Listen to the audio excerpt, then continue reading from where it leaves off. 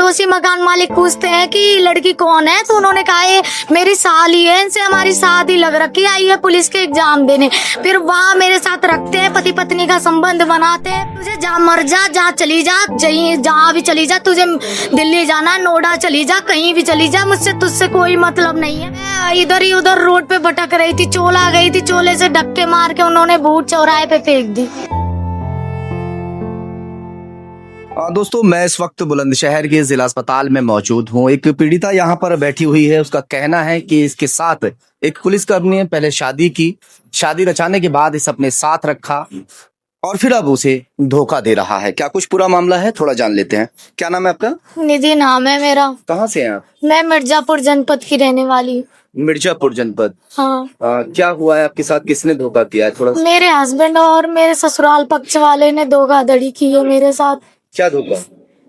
दरअसल बात ऐसी है कि मेरी जान पहचान कुछ समय 2024 में, जब मैं 19 साल की थी मात्र, उस टाइम मेरे हस्बैंड से फेसबुक के जरिए मुलाकात होती है। फिर मेरे हस्बैंड मुझसे बात करते हैं। फिर इसके बाद कुछ दिन तक हमारी सौरभ सिंह, कहाँ है? चोला चौकी बुलंदशहर में पोस्टिंग चल रही है उनकी। क्या पोस्ट है? दरोगा का। अच्छा। हाँ।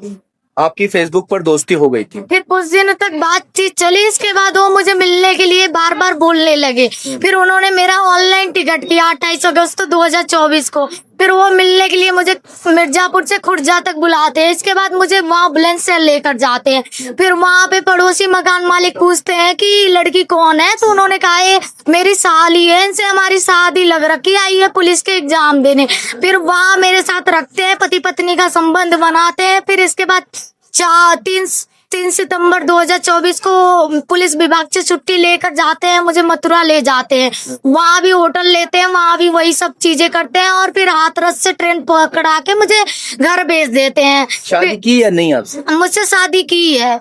कहाँ, मंदिर में या कोर्ट मैरिज? मंदिर में ही की थी। मंदिर में? हाँ। कोर्ट मैरिज वगैरह नहीं किया? कोर्ट मैरिज नहीं की, मैंने कही थी कोर्ट मैरिज करने के लिए, तो उन्होंने कहा कि मैं तुम जब अच्छे से रह रहे हैं, जब तुम मेरी पत्नी हो, सारे पत्नी के दर्जा दिए हैं, तो तुमको कोई समस्या नहीं है। हमारे परिवार वाले, उनके परिवार वाले भी कहा कि जब हम रख रहे हैं अच्छे से उस टाइम, तो कोई समस्या नहीं है। तो फिर क्या, जब हिंदू रीति रिवाज से शादी हुई तो ये भी तो मान्यता है।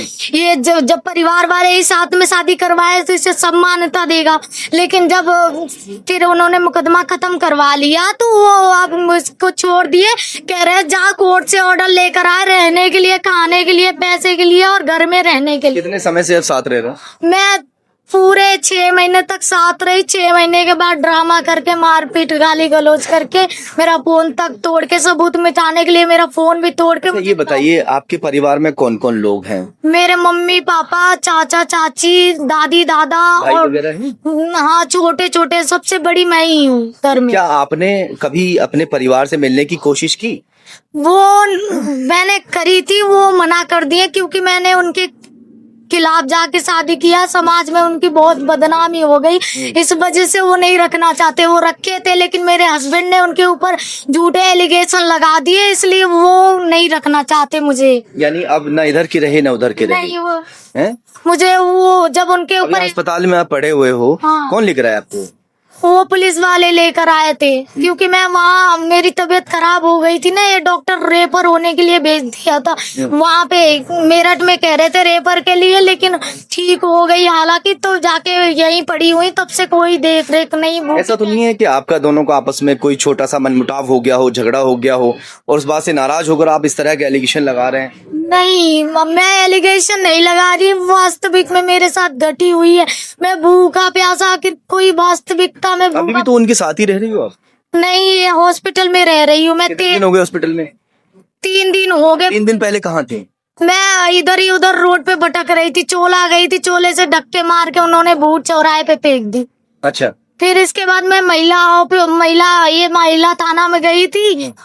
फिर इसके बाद एसएसपी कार्यालय गई। फिर इसके बाद जब मेरी तबीयत ज्यादा खराब हो गई ना, तो उन्हें पुलिस विभाग को डर लगने लगा कि अब कुछ हो जाएगा इससे, तो इसलिए उन्होंने डर के मारा मुकदमा पंजीकृत कर दिए।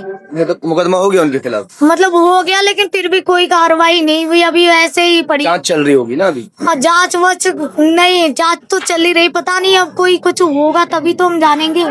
अच्छा, अब आप क्या चाह रहे हैं? मैं चाहती हूँ कि मैं अपने पति के सिर्फ सम्मान पूर्वक उनके साथ रहना चाहती हूँ। अगर वो मुझे रख रहे, बात करके देखिए आपने एक आध बार, जैसे मिलते हैं या कुछ ऐसा? मैंने बात करी, वो कह रहे हैं मैं नहीं रखूंगा तुझे, जहाँ मर जा, जहाँ चली जा, जहाँ भी चली जा, तुझे दिल्ली जाना, नोएडा चली जा, कहीं भी चली जा, मुझसे तुझसे कोई मतलब नहीं है, मैं तेरा कोई जिम्मेदार नहीं हूँ। वो ऐसे कह रहे हैं। वो मुझे इस तरीके से, जब से मैं यहाँ हॉस्पिटल में पड़ी हूँ, ना तो मेरे ससुराल पक्ष आए मुझे देखने के लिए, ना ही मेरा पति आया। पुलिस को कंप्लेंट आपने कर दी हो? मैंने दी थी शिकायत, तभी तो। मुकदमा दर्ज भी तो हुआ है। हाँ। चलिए खैर, फिलहाल जांच चल रही है, देखते हैं कि इसमें आगे पुलिस क्या कुछ कार्रवाई करेगी।